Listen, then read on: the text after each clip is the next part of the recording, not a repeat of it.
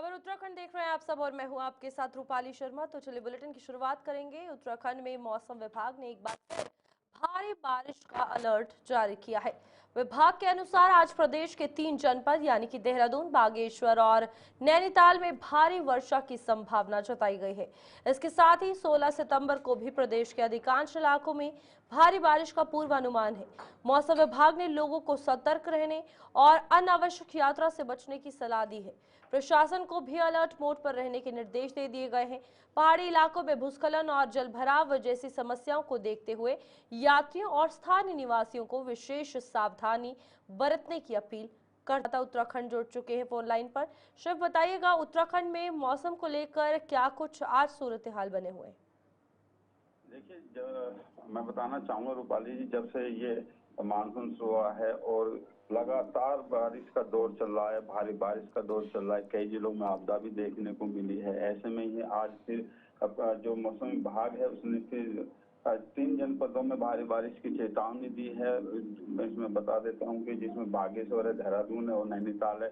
देहरादून में भी सुबह से ही बारिश का दौर शुरू हो गया, भारी बारिश का दौर शुरू है और यहाँ पे लगातार रुक रुक कर बारिश हो रही है।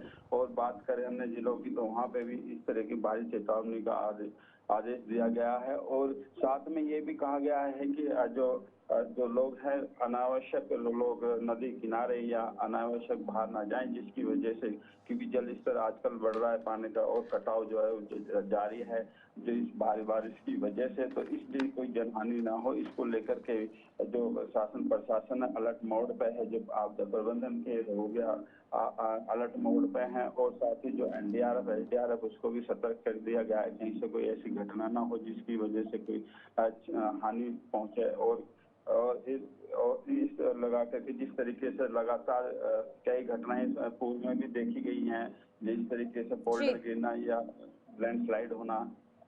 शिव, यहाँ पर चार धाम यात्रा को लेकर क्या कुछ ऑर्डर्स है, एडवाइजरी है मौसम खराब होने के चलते?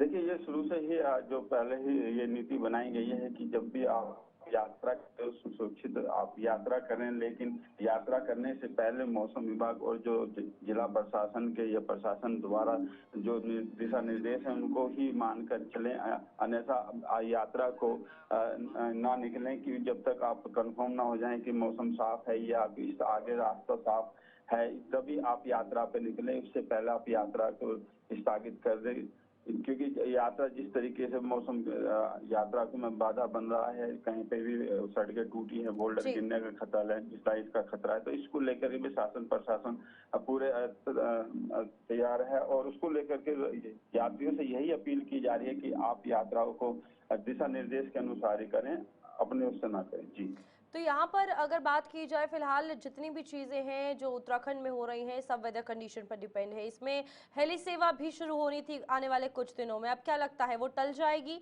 या फिर मौसम ठीक होने के इंतजार किया जाएगा? क्योंकि आज येलो अलर्ट है, फिर 16 को है, तो उसके बाद मौसम में कहीं ना कहीं सुधार तो होगा।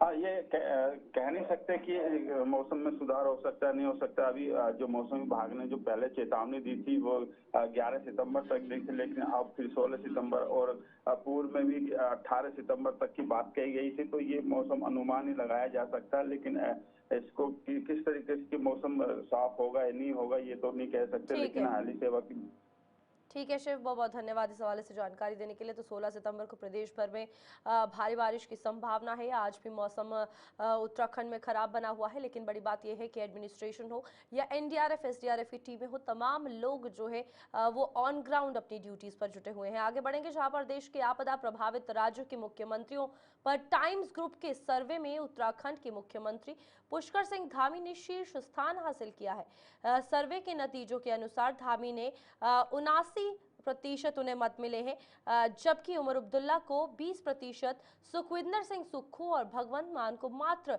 1% वोट प्राप्त हुए हैं।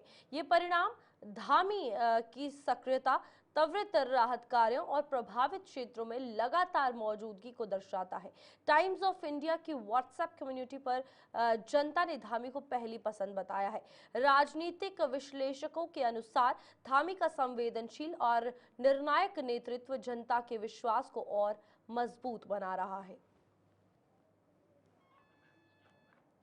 मुख्यमंत्री पुष्कर सिंह धामी ने संध्या को राजकीय दून मेडिकल कॉलेज चिकित्सालय और का औचक निरीक्षण किया है और स्वास्थ्य सेवाओं की गुणवत्ता, उपचार व्यवस्था तथा स्वच्छता का गहन जायजा लिया है। उन्होंने मरीजों और उनके परिजनों से सीधे संवाद कर उनकी समस्याएं जानी और आवश्यक निर्देश दिए। मुख्यमंत्री ने कहा कि अस्पताल में उपचार के साथ साथ तीमारदारों को भी सुविधाजनक वातावरण मिलना चाहिए। इसके लिए प्रतीक्षालय में बैठने, पेयजल और पंखों की समुचित व्यवस्था सुनिश्चित की जाए। साथ ही अस्पताल परिसर में साफ सफाई, नियमित सैनिटाइजेशन और सौंदर्यीकरण पर विशेष ध्यान देने के भी निर्देश सीएम धामी की तरफ से दे दिए गए हैं। इस बीच सीएम का दून मेडिकल कॉलेज का ये बेहद खास दौरा रहा है। कुछ अहम बातें आपकी स्क्रीन पर, जहां पर CM Dhami Doon medical college पहुंचे, ब्लड सैंपल कलेक्शन सेंटर का निरीक्षण किया, सैंपल टेस्टिंग प्रक्रिया की ली जानकारी, स्वास्थ्य सेवाओं की कार्यकुशलता पर फोकस, पारदर्शी और त्वरित सेवा पर जोर देने के निर्देश, मरीजों को गुणवत्तापूर्ण उपचार देने के निर्देश दिए गए। अटल आयुष्मान योजना हेल्प डेस्क का जायजा लिया गया, हर पात्र तक योजना का लाभ पहुंचाने की बात कही गई। सीएम ने लाभार्थियों को साझा किए अनुभव। गरीब मरीजों के लिए संजीवनी है आयुष्मान योजना, ये सीएम की तरफ से कहा गया। मुख्यमंत्री पुष्कर सिंह धामी ने प्रदेशवासियों को हिंदी दिवस की शुभकामनाएं देते हुए कहा कि हिंदी केवल भाषा नहीं बल्कि हमारी संस्कृति, सभ्यता और भारतीय का प्रतीक है। उन्होंने कहा कि हिंदी ने समाज को एक सूत्र में पिरोया है और विश्व पटल पर भारत को विशेष पहचान दिलाई है। प्रधानमंत्री नरेंद्र मोदी द्वारा वैश्विक मंचों पर हिंदी को स्थापित करने के प्रयासों से इसका सम्मान और बढ़ा है। उन्होंने कहा कि राज्य सरकार हिंदी के उत्थान के लिए निरंतर कार्य कर रही है और इसे सामाजिक चेतना का प्रमुख माध्यम मानती है। वहीं देहरादून में कैबिनेट मंत्री गणेश जोशी ने कैंप कार्यालय में सिंचाई विभाग के अधिकारियों के साथ बैठक कर मसूरी विधानसभा क्षेत्र में चल रहे विकास कार्यों की समीक्षा की। मंत्री ने निर्देश दिए कि सभी निर्माण कार्य तय समय सीमा के भीतर पूरे किए जाएं और लंबित कार्यों को प्राथमिकता दी जाए। उन्होंने नीलकंठ विहार, डोभालवाला, सालावाला, खाला गांव और दून विहार क्षेत्रों में जल निकासी व्यवस्था, सुरक्षा दीवार और आरसीसी पाइप से जुड़े बाढ़ सुरक्षा कार्यों को तेजी से पूरा करने के लिए कहा। साथ ही मुख्यमंत्री घोषणाओं के अंतर्गत स्वीकृत सैरकी, सिल्ला और मनसदावाला क्षेत्रों के कार्यों को प्राथमिकता देने पर भी बल दिया। क्योंकि पिछली वर्ष आपदा से जो हमारा बादल नदी का क्षेत्र है बहुत नुकसान हुआ था। वहां से लोगों को शिफ्ट करना पड़ा बोठा में, और उनके जो प्राक्कलन गए थे उसमें मुख्यमंत्री की घोषणा भी है, वो नहीं हो पाए थे। और वो अन्य जो विधानसभा क्षेत्र के काम हैं उनको लेकर एक बैठक हुई और हमने कहा कि जो ये काम हैं एक समय सीमा में पूरे हों। उसमें विभाग के एचओडी व अन्य सारे लोग यहाँ पर थे और मुझे पूरा भरोसा है कि एक, और दूसरा जो देवी आपदा के काम है, क्योंकि मैंने कहा इस बार जो है बारिश बहुत ज़्यादा हुई है और जगह जगह कटाव व लोगों का नुकसान हुआ है, तो उसको समय से पूरा करने को मैंने निर्देशित किया। कैबिनेट मंत्री धन सिंह रावत ने आज यमुना कॉलोनी स्थित अपने शासकीय आवास पर एक महत्वपूर्ण बैठक की। बैठक में श्रीनगर एवं धारी देवी मंदिर क्षेत्र के भू धसाव, फरासू क्षेत्र में राष्ट्रीय राजमार्ग पर आपदा से क्षतिग्रस्त मोटर मार्ग तथा चौथान क्षेत्र की सड़कों की विस्तार से समीक्षा की गई। मंत्री ने अधिकारियों को निर्देश दिए कि इन आपदाग्रस्त स्थलों की भौगोलिक और भंसु रचनात्मक जांच हेतु आईआईटी रुड़की से तकनीकी परीक्षण कराया जाए। साथ ही विभागों को आपसी समन्वय के साथ त्वरित कार्रवाई करने पर बल दिया ताकि भविष्य में ऐसी आपदाओं की पुनरावृत्ति रोकी जा सके।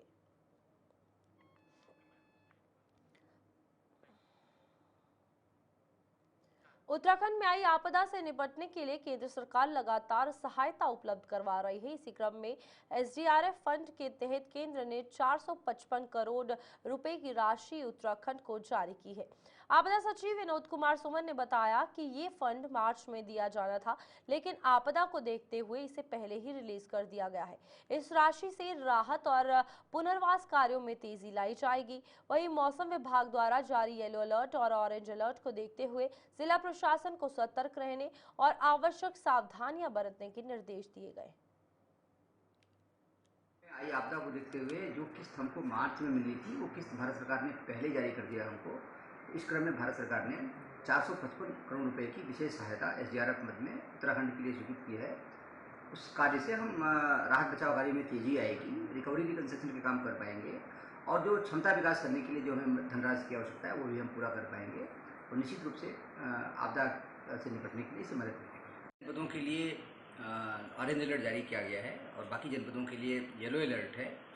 जहां पर ऑरेंज अलर्ट है वो नैनीताल, अल्मोड़ा, बागेश्वर जनपद, कुमायूं में और पौड़ी, टिहरी, देहरादून, गढ़वाल जिले में है। इन जनपदों में विशेष सावधानी बरती जाने की आवश्यकता है।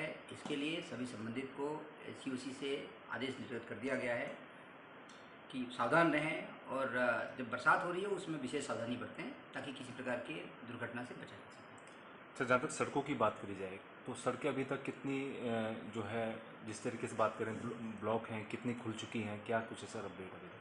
देखिए, वर्तमान में लगभग 1900 से ज़्यादा सड़कें बंद हुई थी, जिसमें से 1800 से ज़्यादा सड़कों को खोल दिया गया है। जो सड़कें बंद हैं उसमें खोलने की कार्रवाई सब में चल रही है। जो हमारे प्रमुख मार्ग हैं, चाहे NH हैं, चाहे चारधाम यात्रा के मार्ग हैं, चाहे डिस्ट्रिक्ट को जोड़ने वाले मार्ग हैं या स्टेट कैपिटल को जोड़ने वाले मार्ग हैं, सभी के सभी मार्ग खुले हुए हैं। सब व्यवसाएं सुचारू चल रही हैं और जो रास्ते बंद हैं उसको खोलने के लिए और जो सड़कों में गड्ढे हुए हैं उसके लिए ठीक करने के लिए माननीय मुख्यमंत्री जी द्वारा सभी को निर्देश जारी किया गया है और विभागों द्वारा इसमें कार्रवाई करना। वहीं उत्तराखंड पर्यटन ने एक और बड़ी उपलब्धि अपने नाम की है। नई दिल्ली में आयोजित द वीक मैगजीन के हेरिटेज अवार्ड समारोह में राज्य को 2 प्रतिष्ठित गोल्डन बेनॉन अवार्ड प्रदान किए गए हैं। ऋषिकेश गंगा आरती को रिवरसाइड हेरिटेज टूरिज्म श्रेणी में और चारधाम यात्रा को बेस्ट टूरिस्ट सर्किट ट्रेल श्रेणी में सम्मानित किया गया है। ये पुरस्कार केंद्रीय पर्यटन मंत्री गजेंद्र सिंह शेखावत ने उत्तराखंड पर्यटन निदेशक दीपक खंडूरी को प्रदान किया। इस सम्मान को राज्य समृद्ध सांस्कृतिक धरोहर की और निरंतर हो रहे पर्यटन विकास की बड़ी उपलब्धि माना जा रहा है, जिससे उत्तराखंड में गौरव बढ़ा है। उत्तरकाशी जिले के जिलाधिकारी प्रशांत आर्य ने तहसील बड़कोट के आपदा प्रभावित क्षेत्रों का स्थलीय निरीक्षण किया। उन्होंने जंगल चट्टी, बनास, फूल चट्टी और कृष्णा चट्टी में क्षतिग्रस्त यमुनोत्री राष्ट्रीय राजमार्ग के मरम्मत कार्यों का जायजा लिया। डीएम ने बनास से कृष्णा चट्टी तक ट्रैक्टर में बैठकर सड़क मार्ग का निरीक्षण करते हुए NH और PWD अधिकारियों को मार्ग को युद्ध स्तर पर सुचारू करने के निर्देश दिए हैं। इससे पूर्व उन्होंने हनुमान चट्टी, वाडिया, बनास, राणा चट्टी और सयाना चट्टी में ग्रामीणों की समस्याएं सुनी और शीघ्र समाधान का आश्वासन दिया। आज यमुनोत्री रूट पे हम लोगों ने NH होटल एसोसिएशन और सारे विभागों ने जो संबंधित विभाग हैं निरीक्षण किया है और जैसी उम्मीद थी कि यहाँ पे रास्ता हम लोग सुचारू कर पाएंगे। यमुनोत्री यात्रा रूट था 23 अगस्त से जो बंद है अभी भी, आज भी मैं काम देख रहा हूँ चल रहा है इसमें और 4 जगहों पे रूट ब्लॉक होने की वजह से और थोड़ा मिट्टी गीली होने की वजह से। उत्तराखंड में 15 सितंबर से केदारनाथ धाम के लिए हेली सेवाएं फिर से शुरू होने जा रही हैं। इस बार श्रद्धालुओं को यात्रा के दौरान ज्यादा सुरक्षा मानकों का पालन सुनिश्चित किया जाएगा। यूकाडा ने बताया कि DGCA के दिशा निर्देशों के अनुरूप व्यवस्थाएं की जा रही है। हालांकि इस बार यात्रियों को किराए में भी बदलाव देखने को मिलेगा। पिछले वर्ष की तुलना में किराया 49% बढ़ाया गया है और यात्रा के पहले चरण में हेलीकॉप्टर हादसों से सबक लेते हुए इस बार खास ध्यान रखे गए। उत्तराखंड में 15 सितंबर से केदारनाथ धाम हेली सेवाओं का संचालन शुरू हो जाएगा।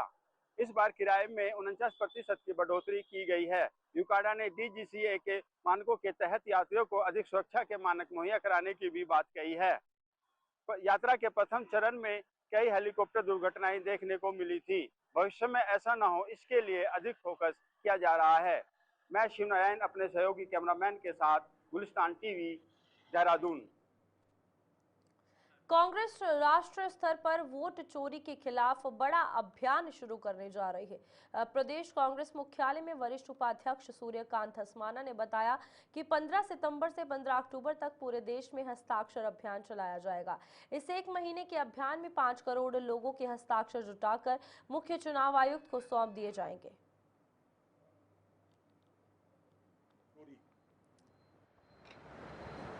7 अगस्त 2025 को हमारे लोकसभा में विपक्ष की नेता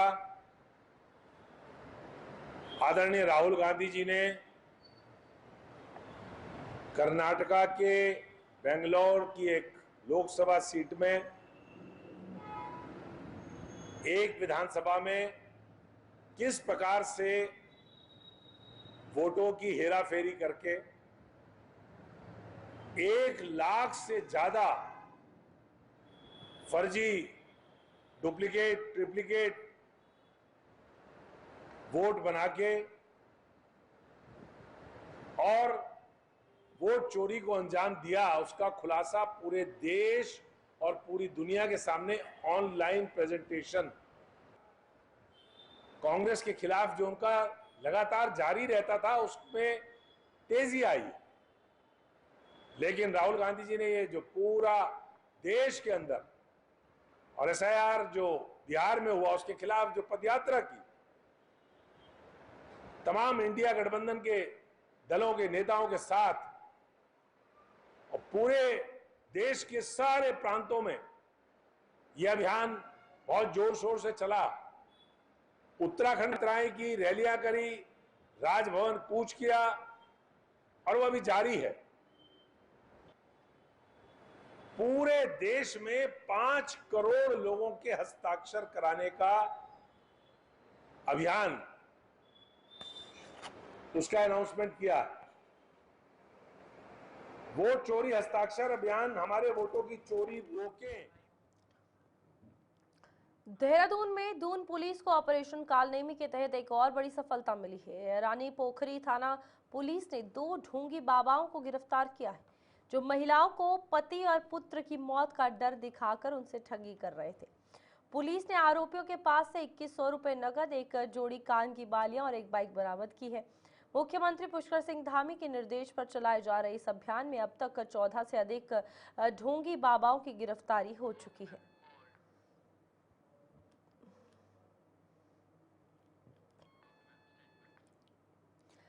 नैनीताल के अपर जिलाधिकारी शैलेंद्र सिंह नेगी ने रामनगर काशीपुर मार्ग का निरीक्षण किया है। निरीक्षण के दौरान मार्ग पर बड़े बड़े गड्ढे पाए गए, जिस पर उन्होंने मौके से ही अधिशासी अभियंता राष्ट्रीय राजमार्ग खंड हल्द्वानी रुद्रपुर से वार्ता कर तुरंत कार्रवाई के निर्देश दे दिए। इसके बाद राष्ट्रीय राजमार्ग विभाग ने मार्ग पर पैचवर्क और सुधार कार्य शुरू कर दिया है।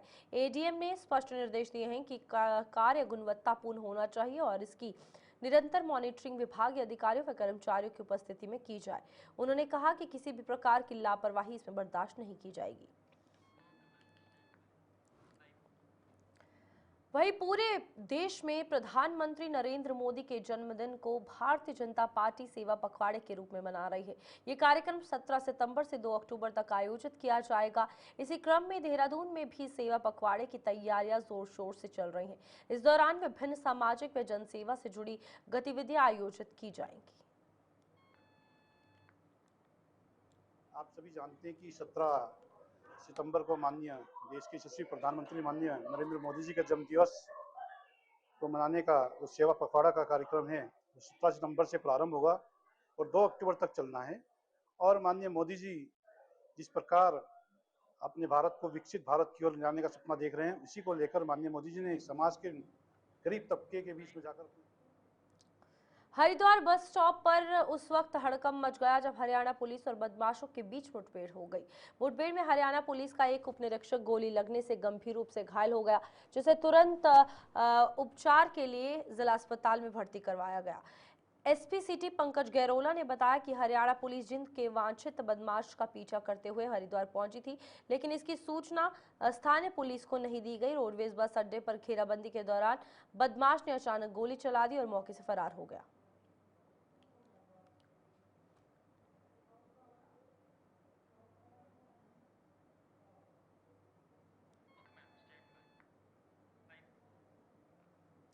लक्सर तहसील के मोहनावाला गांव का प्राथमिक विद्यालय जर्जर हालत में छात्रों के लिए खतरनाक बन चुका है और विद्यालय की दीवारें और छत टूट फूट चुकी हैं, जिससे बच्चों की पढ़ाई के साथ उनकी जान पर भी संकट मंडरा रहा है। ग्रामीण और शिक्षक लगातार मरम्मत की मांग कर रहे हैं, लेकिन विभाग की लापरवाही पर अभी तक जारी है।